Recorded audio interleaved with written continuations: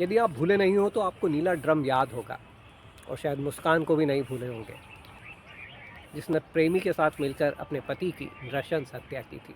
कुछ उसी तरह का कांड एक बार फिर सामने आया है, और साथ ही पृष्ठभूमि में आया है वह नीला ड्रम। घटना उत्तर प्रदेश के लखनऊ की है, और जिसे कहे कि यहाँ पर एक बार फिर से रिश्ते शर्मसार हुए हैं, तार तार हुए हैं।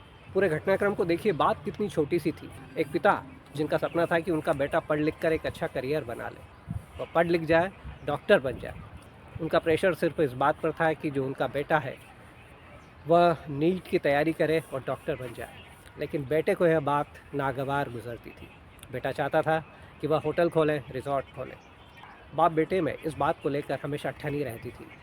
उत्तर प्रदेश के लखनऊ के मानवेंद्र सिंह अपने बेटे अक्षत को डॉक्टर बनाना चाहते थे, लेकिन यह विवाद उस स्टेज पर पहुंच गया जहां 20 फरवरी की रात सुबह 4:30 बजे अक्षत ने उनकी ही लाइसेंसी राइफल से उनकी हत्या कर दी।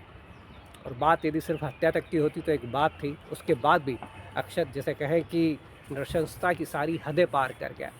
सुबह 4:30 बजे पिता को गोली मारता है, जिस तरह की मीडिया रिपोर्ट्स आई है।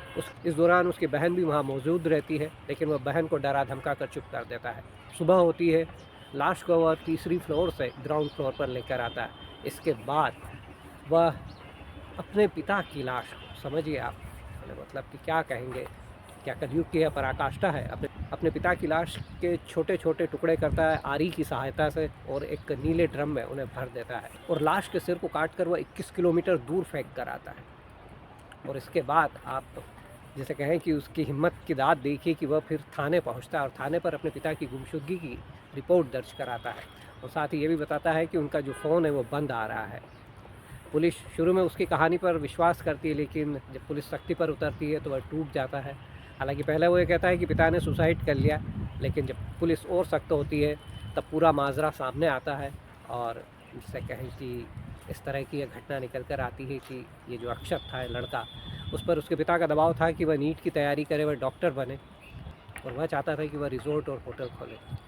और एक छोटा सा मामला इस तरह से इतना बड़ा रूप ले लेता है कि एक नृशंस हत्याकांड में बदल जाता है। तो सोचने वाली बात है।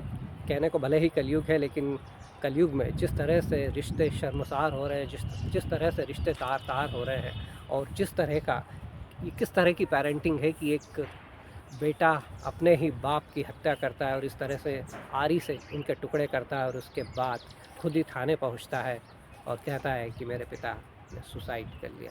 सोचिए किस तरह का भारत गढ़ रहे हैं हम। आप देख रहे हैं भारतवर्ष सबसे पहले, और मैं हूँ लोकेश शर्मा।